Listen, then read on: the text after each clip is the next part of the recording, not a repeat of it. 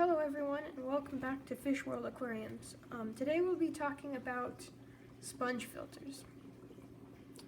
Now sponge filters in my opinion are probably the best filter just because they're good for long fin fish and stuff like that don't want high current because they produce little to no current, and they also add oxygen to the water just because of the bubbles. So how does a sponge filter work? Well,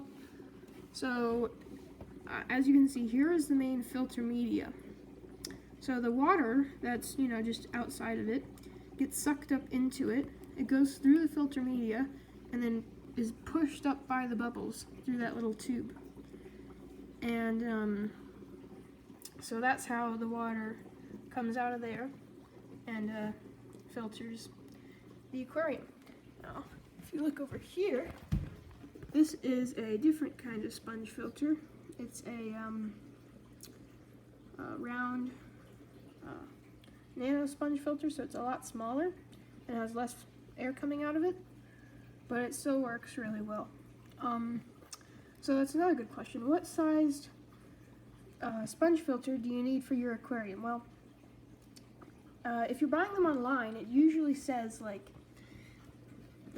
up to 10 gallons for this sponge filter, or up to 40 gallons, and you usually buy that. But you also need to get this, which is a air pump. Now this one was pretty cheap.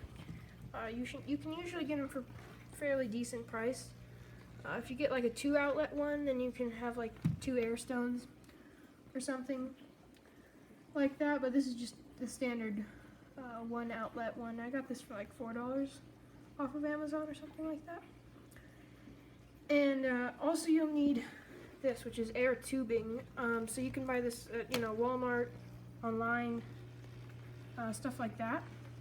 And this right here is what you can do to like change the airflow, which is kind of interesting. So I can change it so there's like a lot of air coming out, and then like no air coming out. So that's some things you can do.